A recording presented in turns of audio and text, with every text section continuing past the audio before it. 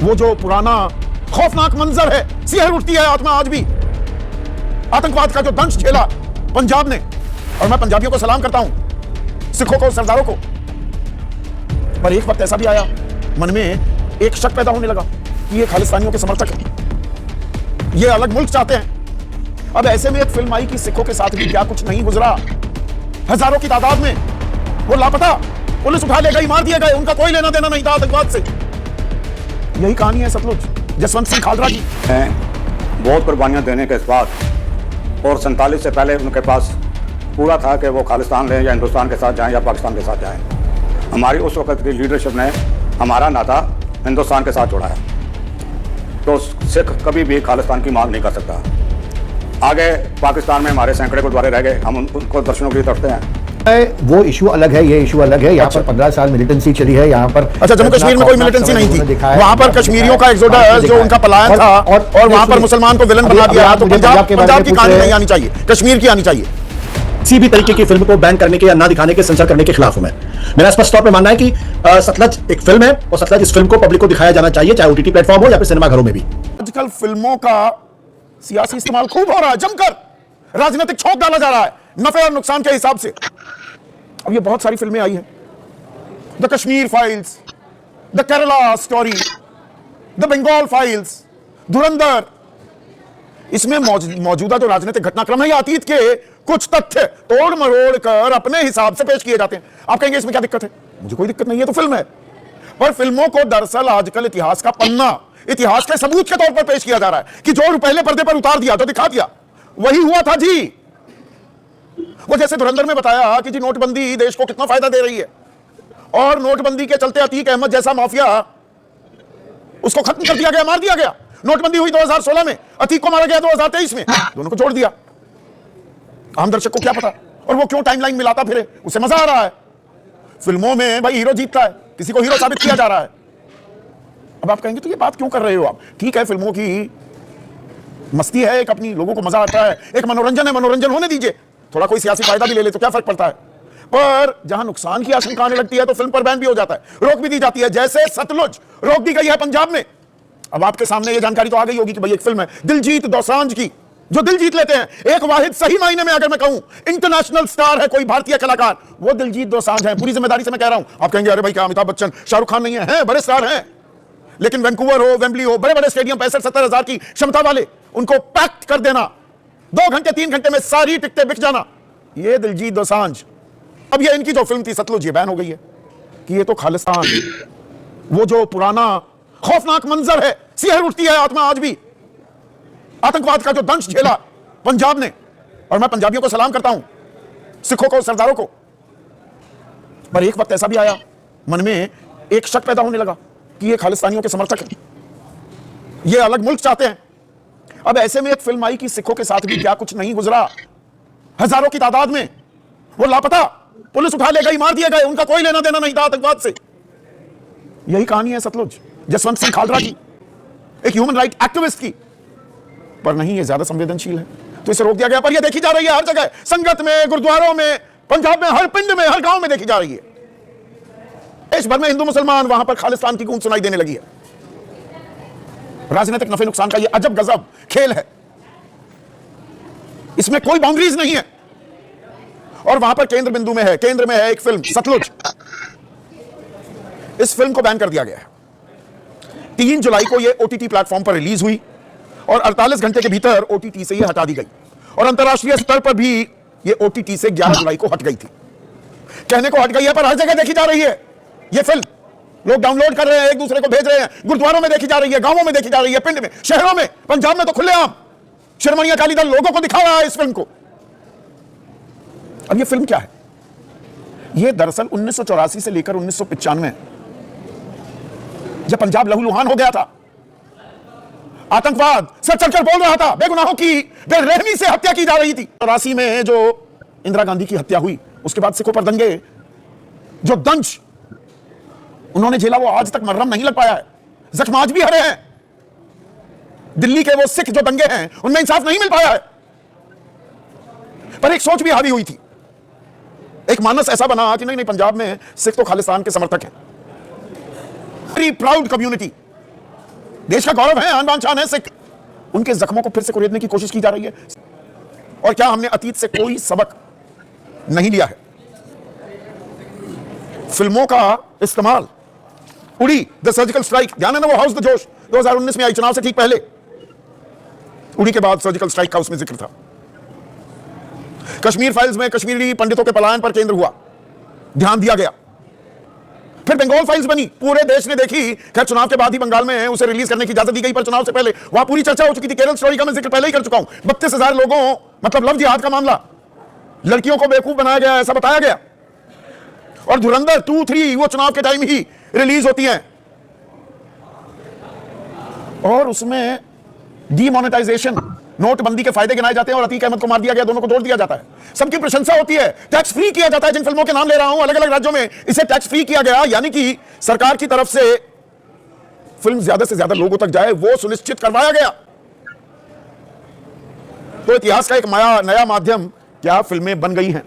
पर यहां पर सतलुज को लेकर देश की संप्रभुता, अखंडता, रक्षा, सुरक्षा, विदेशी राज्यों से संबंध, शांति व्यवस्था इत्यादि, जिनका जिक्र धारा 69A आईटी एक्ट में रखा गया, इस्तेमाल कर बैन कर दी गई है। पर परमजीत सिंह सरना, ये राजनीति हो रही है खुल्लम खुल्ला। अगर सरकार कह रही है कि नहीं भाई, इससे देश की संप्रभुता, अखंडता, रक्षा, सुरक्षा पर खतरा मंडरा सकता है, फिर से वो जख्म हरे किए जा सकते हैं, खालिस्तान के आइडिया, उस विचार को फिर से बल मिल सकता है, तो आपकी पार्टी ये गुरुद्वारों में, पिंड में, सब जगह ये फिल्म दिखाते हुए क्यों घूम रहे हैं? राजनीतिक फायदे के लिए देश की सुरक्षा से खिलवाड़ कर रहे हैं आप। बोलो जी। जी हेलो जी, बोलिए ना प्लीज। देखिए, सबसे पहली बात तो मैं ये कहना चाहता हूँ कि सिखों ने बहुत कुर्बानियाँ देने के बाद, और 47 से पहले उनके पास पूरा था कि वो खालिस्तान लें या हिंदुस्तान के साथ जाएं या पाकिस्तान के साथ जाएं।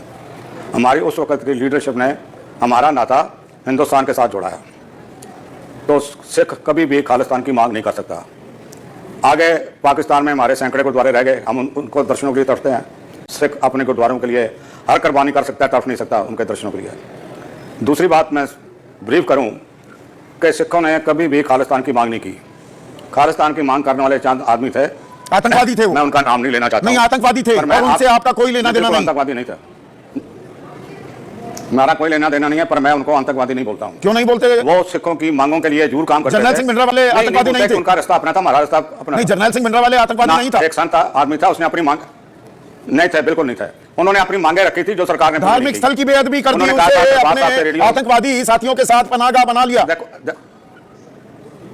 देखो मेरी बात सुनो, आपने मेरी राय पूछी है, मैंने अपनी राय दे दिया है। हाँ। इस इशू के ऊपर जो आप इशू ने आपने बुलाया, उस इशू के ऊपर आप मेरे से बात कीजिए।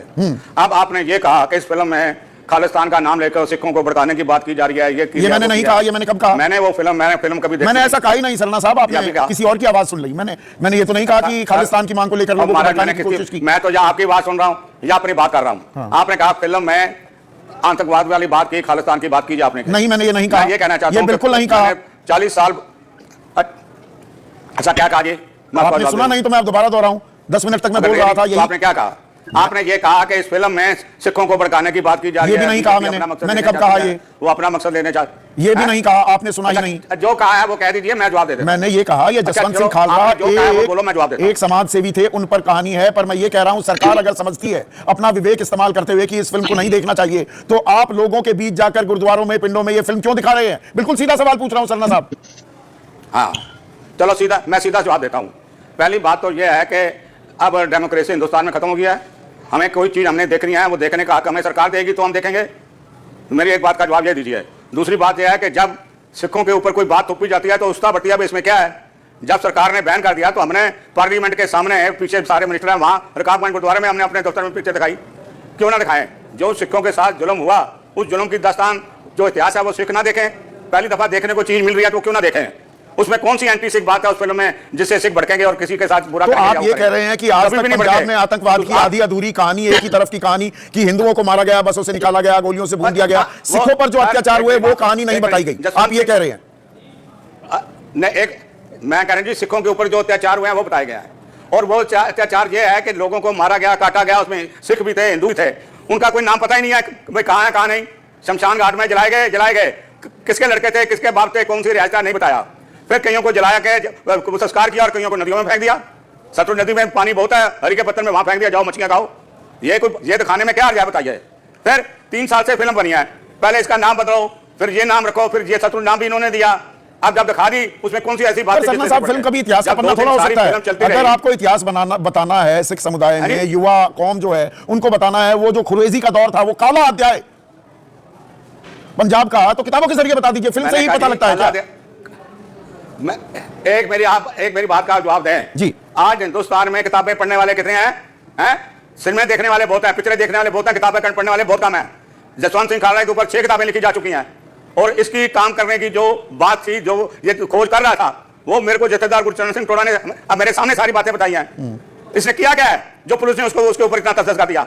या बिट्टू बोलता है सारी कारस्तानी तो तेरे दादे की है? जिसने के बेरहमी से सिखों को कत्ल किया और कह दिया कोई पूछने की जरूरत नहीं है। और बैंड सिंह की हत्या तो 31 अगस्त 1995 को हो चुकी थी। 6 सितंबर 1995 को जसवंत सिंह खालड़ा को उठाया गया। हो चुकी था। जो जसवंत सिंह खालड़ा है वो 31 अगस्त से पहले की दास्तान निकाल रहा है। जो बेअंत सिंह के राज में लोगों को खत्म किया गया, जलाया गया, नाम तानी पूछा। रवनीत बिट्टू तो कह रहे हैं कि 25,000 लापता लोगों के सबूत जनता के सामने रख दो, मैं तो माफी मांगूंगा। ये फिल्म को हकीकत के तौर पर पेश किया जा रहा है क्या? माफी मांग लेगा? मैं कहता हूं जी, बिट्टू को बोलो तू 25,000 की थे, तू गिनती करके बता कितने थे।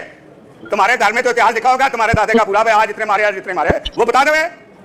मैं शर्त लगाता हूं, मैं माफी मांगूंगा। तू गलत बातें करी जा और माफी मांग रहे क्यों? तूने बात करने का जी, फिर मेरे को फांसी लटका दे हिंदुस्तान की सरकार बिना मुकदमा चलाए। क्यों शर्मा साहब, बड़ी दिलचस्प बात यह है कि कुल मिलाकर जो आम आदमी समझता है, पंजाबी समझता है कि आपकी पार्टी श्रोमणी अकाली दल आखिरकार बीजेपी के साथ हाथ मिलाएंगे। जिस बीजेपी के सांसद हैं, अब खैर वो अवधि पूरी हो रही है, पर मंत्री भी हैं, रवनीत सिंह बिट्टू, वो हिंदू वोट बैंक को सहेज रहे हैं, आप सिख वोट बैंक को सहेज रहे हैं। कमाल की राजनीति है। फिल्म के नाम पर आप यहाँ पर हिंदू मुसलमान नहीं, हिंदू सिख खेल रहे हैं। बिल्कुल नहीं। एक मेरी बात सुन लीजिए, अगर बीजेपी ने अकाली दल से समझौता करना है तो फिर उनको ऐसी बातें करने की क्या जरूरत है?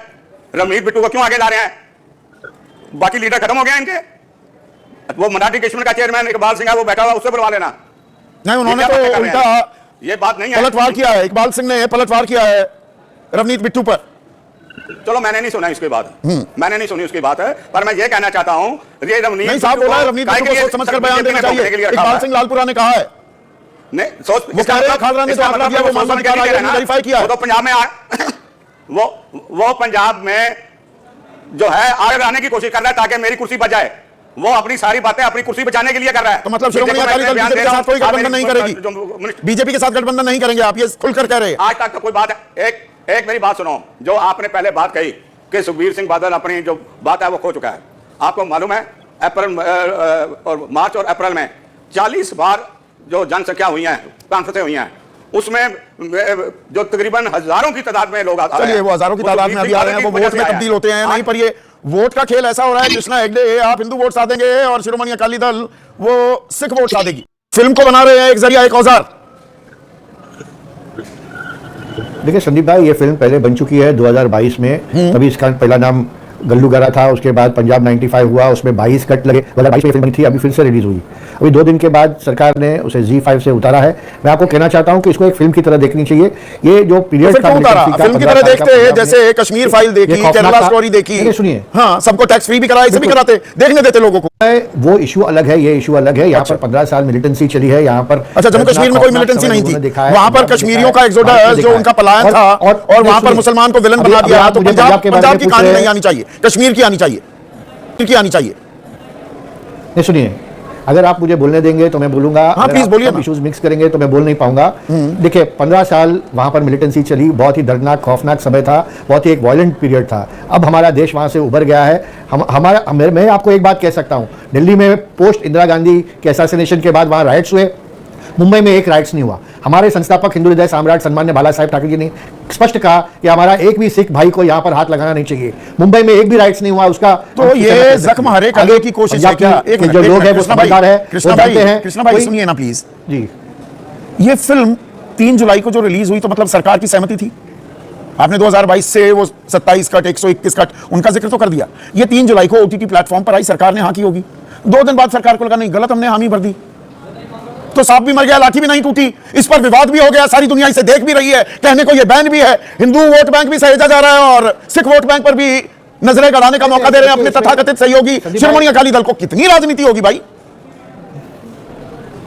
संदीप भाई, इसमें कोई हिंदू वोट और सिख वोट ऐसा कुछ भी नहीं है। पंजाब की जनता होशियार है, जहां पर उनको वोट डालना है वो वोट देगी। नहीं, बैन करने का क्या हासिल हुआ? सारी दुनिया देख रही है, जितने देखते नहीं उससे ज्यादा लोग देख रहे हैं। देखिए, मैंने तमिलनाडु में जो सीएम थे विजय, उनका पिक्चर बैन किया गया, बराबर, वो जीत के आए, वो पिक्चर अभी रिलीज हुआ है अनऑफिशियली, तो लोग देख रहे हैं ना। अभी आप अगर सतलुज देखने जाएंगे तो मैं आपको जो आपको सूट करता है वो दिखाएंगे, सभी चैनल पे। कश्मीर फाइल्स सूट करती है तो कश्मीर फाइल्स दिखाएंगे, सब जगह टैक्स फ्री कर देंगे। बंगाल फाइल्स दिखाएंगे, धुरंधर में प्रशंसा के गीत गाएंगे, जिसमें नोटबंदी और अतीक अहमद के एनकाउंटर को जोड़ दिया जाता है। दोनों में 7 साल का फर्क था सिर्फ। देखिए, धुरंधर, संदीप भाई, धुरंधर एक फिक्शनल स्टोरी था। अच्छा, वहां प्रोड्यूसर ने स्पष्ट लिखा है ये एक फिक्शनल स्टोरी। कोई भी फिल्म इतिहास, आपने खुद बताया कि हर फिल्म के अंदर ये लिखा जाता है। आप तो फिल्म के इतने बड़े शौकीन हैं कि it is based on fictitious characters. It might be based on real characters, real incidents, but a lot of things are based on creative ideas. वो निर्माता की, निर्देशक की सोच है। कोई फिल्म कब से दस्तावेज होने लगी इतिहास का? एक फिल्म का नाम बताइए मुझे जो कहे नहीं जी हम तो पूरा का पूरा 100% फैक्ट दिखाया है। फिर वो फिल्म नहीं होगी ना सर। देखिए, आपका आवाज यहाँ पर क्रैक हो रहा है, लेकिन मैं आपको एक बताना चाहता हूँ, ये एक पेनफुल चैप्टर है पंजाब के लिए, एक पेनफुल चैप्टर है हमारे देश के लिए। इसको फिर से उजागर कर खरोद कर ये वुंड्स को फिर से ओपन। तो ये कैसे ये किए जा रहे हैं कि अमृतपाल सिंह को चुनाव लड़ने की जो इजाजत मिली, जो सारी दुनिया जानती है कि वो चरमपंथी है, खालिस्तानी समर्थक है, सांसद बन गया, नहीं चुनाव लड़ने की इजाजत मिली थी। ये लगातार एक्सपेरिमेंट किया जा रहा है क्या? वो पंजाब जिसका आपने बहुत सही जिक्र किया कि 15 साल दंश झेला आतंकवाद का, वो क्यों हरे किए जा रहे हैं जख्म? ये क्वेश्चन मेरे लिए है जी कृष्णा भाई, आपके लिए। देखिए, अमृतपाल जी जो खड़े हुए वो इंडिपेंडेंट खड़े हुए, वो कोई पार्टी के थ्रू खड़े नहीं हुए। और अगर भाई सरकार इजाजत ना देती, 11 मामले हैं, चुना है, कोई अमृतपाल दूध का धुला है क्या? 11 मामले। बहुत देखिए हमने हत्या की कोशिश का मामला भी देखा है, इलेक्शन भिंडरा वाले को इंस्पिरेशन कहता है वो शख्स। देखा है कि इतने लोग जेल में रहकर इलेक्शन लड़े। संदीप भाई, इतने लोग जेल में रहकर कांग्रेस कार्यकाल में इलेक्शन लड़े और इलेक्शन जीते हैं, उसके बारे में आप कुछ नहीं कहेंगे। अच्छा, वो नहीं कहेंगे, खालिस्तानी खुला समर्थक। ये एक फिल्म पर कोहराम मच गया है। ये जो जख्म भर गए थे, खुशहाली की राह पर दौड़ने की कोशिश कर रहा पंजाब, फिर से रोकने की कोशिश। देखिए संदीप भाई, पंजाब की जो धरती है ये बहुत फर्टाइल है और इसमें कोई भी आप बीज बोएंगे तो उग जाएगा। लेकिन पंजाब की धरती में नफरत का बीज ना कभी उगा है ना कभी उगेगा। हाँ, कोशिश इसके लिए बहुत की जाती रही है। किसी एक फिल्म के साथ दो जो फिरके हैं वो आपस में झगड़ पड़ेंगे या यहाँ पे दंगे हो जाएंगे, ऐसा कुछ भी नहीं है। एक बात देखिए कि जो कुछ पंजाब में हुआ ये उस पूरी कहानी के लिए फिल्म नहीं है। ये फिल्म एक एपिसोड टाइप है। जो इनोसेंट किलिंग हुई थी उस समय, ह्यूमन राइट्स के साथ जुड़ा हुआ ये एक इशू है, जिसके ऊपर ये एक छोटा सा एपिसोड है। को कौन डिनाई करता है कि गांव देहात से, पिंडों से लोगों को उठाए गए कि भाई तुम्हारा लड़का या तुम्हारे घर का, तुम्हारे कुंबे का ये लड़का आतंकवादी हो गया है, उठा लिया घर में किसी को कि बताओ, या उस तथाकथित आतंकवादी या उस आतंकवादी को संदेशा भेजा गया भाई तेरे घर वाला ये उठा लिया या तो तू सरेंडर कर। ये तो हो रहा था, आई फॉर एन आई, ये तो स्टेटेड पॉलिसी थी केपीएस गिल की। मैं आपके साथ सहमत हूं कि ये सभी कुछ हुआ जो कि इस फिल्म में दिखाया गया। संदीप जी, इसके ऊपर बहुत सी किताबें आ चुकी हैं, बल्कि इसके ऊपर बहुत सी फिल्में पहले भी आ चुकी हैं, क्योंकि इसका टाइम जो है वो इलेक्शन है, शायद इसलिए इतना ज्यादा बड़ा चढ़ा के किया जा रहा है। सरना जी पहले कांग्रेस में होते थे, ये कुछ अलग कहते थे, अब अकाली दल में है। अब ये बता दें कि 1996 में जो अकाली दल का मैनिफेस्टो था, उसमें जो पंजाबी का मैनिफेस्टो था, उसमें इन्होंने कहा था कि जो ऑफिसर इसके लिए जिम्मेदार है हम ट्रूथ कमीशन बनाएंगे। 1997 में इनकी सरकार बन गई अकाली दल की, तो ये मिसिस खालड़ा को ये कहते हैं अपने बच्चे पालो, ऐसी जात की कोई जरूरत नहीं है। और 1998 में मिसिस खालड़ा, तो यही तो काम आप भी कर रहे हैं। जो जसवंत सिंह खालड़ा की हत्या का दोषी माना गया, ताउम्र की सजा सुनाई गई, डीएसपी जसपाल सिंह, ये तो आरोप लगा रहे हैं रिहाई की चिट्ठी आप लोगों ने लिखी और जमानत मिली, उसके बाद पता ही नहीं जसपाल सिंह कहां गायब हो गए। संदीप जी, कोई चिट्ठी नहीं लिखी। जो चिट्ठी उसकी सजा के लिए गई है वो मिनिस्ट्री ऑफ होम अफेयर में गई है। मैं आपको पूरे तथ्य भेज दूंगा। कोई चिट्ठी मिनिस्ट्री ऑफ होम अफेयर से सीएमओ में नहीं आई। अगर कोई सीएमओ में आती तो राज्यपाल के पास जाती। अकाली दल का ये जो एक प्रचार मुहिम है, जो इनकी ये ट्रोल आर्मी है, वो झूठ सुबह उठ के एक फैलाते हैं और शाम तक वो सोचते हैं कि शायद झूठ चल जाएगा। झूठ चलता नहीं है, ऐसा कुछ भी नहीं चलता। जो कुछ कांग्रेस कर रही है वही अकाली दल कर रहा है। हाँ, बीजेपी जो है वो तमाशा देख रही है। 2 दिन के लिए फिल्म जो थी वो लगा दी और बाद में वो जगह जगह पे पहुंच नहीं, अनायास की बात, सरकार रोकना चाहती रोक लेती है। 2 दिन भी ये आग में घी डालने का काम हुआ क्या? 2 दिन के मतलब क्या होते हैं आशुतोष? एक सेकंड पन्नू भाई, मैं आ रहा हूं। आशुतोष, ये 2 दिन की लिए ही इजाजत क्यों मिली? 3 तारीख को इजाजत देनी थी, चलने देते। देखिए संदीप, सबसे पहले तो मैं आप ये स्पष्ट कर दूं कि मैं किसी भी तरीके की फिल्म को बैन करने के या ना दिखाने के, सेंसर करने के खिलाफ हूं। मेरा स्पष्ट तौर पे मानना है कि सतलज एक फिल्म है और सतलज इस फिल्म को पब्लिक को दिखाया जाना चाहिए, चाहे ओटीटी प्लेटफॉर्म हो या फिर सिनेमा घरों में भी। और जो लोग ये कहते हैं कि एक फिल्म माहौल बिगाड़ देती है, मैं उनकी राय से पूरी तरीके से ना इत्तेफाक रखता हूं। मेरी इससे कोई हाँ, इस फिल्म के बहाने अब जरूर लोगों की भावनाओं को भड़काने की कोशिश की जा रही है। पंजाब में अगर कल कुछ गड़बड़ हुआ तो इनके लिए इन राजनीतिक पार्टियों को, राजनीतिक नेताओं को वो जिम्मेदार ठहराना एक बड़ा दिलचस्प सवाल है आशुतोष, एक सेकंड। आकाश वत्स से हैं, सीतामढ़ी बिहार के रहने वाले हैं। वो कह रहे हैं पहले भगवंत मान की बेअदबी का मामला तूल पकड़ा, फिर सतलुज पर बवाल, टाइमलाइन कुछ और कहती है। और दूसरी तरफ मैंने वो भाई शिरोमणि अकाली दल सिख वोट को साध ले और हिंदू वोट को बीजेपी साध ले, ये टाइमलाइन कुछ इंटरेस्टिंग नहीं हो रही है। ये सारी चीजें, ये सारी धाराएं इसी वक्त कन्वर्ज क्यों कर रही हैं? क्योंकि चुनाव है पंजाब के अंदर और चुनाव 6 महीने के बाद होने वहां पे, उत्तर प्रदेश, उत्तराखंड और गोवा के साथ पंजाब के चुनाव होने हैं। तो जख्मों को फिर हरा कर दिया जाए। बिल्कुल। मैं और क्योंकि पंजाब में जो दिक्कतें पैदा हुई थी, जो आतंकवाद था, उसके पीछे भी राजनीति थी।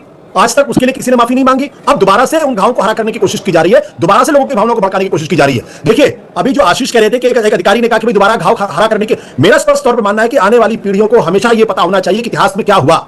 पंजाब में आतंकवाद था, पंजाब में खालिस्तानी आंदोलन, खालिस्तान पर ये फिल्म कब से जरिया हो गए? सबको शॉर्टकट सिखाया जा रहा है क्या आशुतोष? फिल्म जो बता दे फिल्म ही हकीकत हो गई। फिल्म हकीकत कब होती है? They can be based on certain facts, कुछ तथ्यों पर आधारित हो सकती है, बाकी तो वो फिल्म है ना। संदीप, ये नया शक्ल चल पड़ा है। संदीप, मैं खूब फिल्में देखता हूं और मैं कह दूं कि फिल्म उस पूरे खालिस्तान जो डिमांड, जो आतंकवाद वहां पे था, उसका एक चैप्टर था। और इसका ये मतलब कतई नहीं कि अगर आप आतंकवाद को खत्म करने की कोशिश कर रहे हैं तो ह्यूमन राइट्स का वायलेशन जस्टिफाइड। जो इस थ्योरी को मानते हैं मैं उस थ्योरी को बिल्कुल रिजेक्ट करता हूं। लेकिन इसका ये भी मतलब नहीं है कि आप ह्यूमन राइट्स की आप वकालत करें और आतंकवाद के पक्ष में खड़े हो जाए। अभी जो सरना जी की बातों को सुन रहा था, मुझे उनकी बातों को सुनकर हंसी आ रही थी। वो जनरल सिंह को संत कह रहे हैं। हाँ, वो मानने को तैयार नहीं है, आतंकवादी कहने को तैयार नहीं है। तो उनसे जरा ये पूछिए कि हरचंद सिंह लोंगोवाल का कत्ल था या क्या था? आतंकवादी घटना थी या नहीं थी? बेन सिंह अरे जिन्होंने बेअदबी की है, मैं उनसे स्वर्ण मंदिर में अपना ठिकाना बनाकर बैठ गए। और स्वर्ण मंदिर पर ऑपरेशन ब्लू स्टार को अंजाम देने वाले कौन थे? जनरल अरोड़ा थे, वो भी एक प्राउड सिख थे। संदीप, अगर सरना आपके प्रोग्राम अभी भी मौजूद है तो उनसे पूछिएगा हरचंद सिंह लोंगोवाल, जो अकाली दल के सबसे बड़े नेता थे, जिन्होंने राजीव गांधी के साथ डील की थी, संधि पर हस्ताक्षर किए थे, उनकी मौत पर इनका क्या कहना? क्या वो आतंकवादी घटना थी या नहीं थी? क्या वो आज कहना चाहेंगे इस बारे में? क्या बोलेंगे वो? दरअसल देश की हवा को खराब करने वाले यही सब लोग हैं। जी, तो ये थी आज की वीडियो। अगर वीडियो पसंद आई है तो वीडियो को लाइक करें। अगर आप इंडियन रिएक्शन देखना पसंद करते हैं तो हमारे चैनल को सब्सक्राइब करें। मिलते हैं नेक्स्ट वीडियो में, तब तक के लिए अल्लाह हाफ़िज़।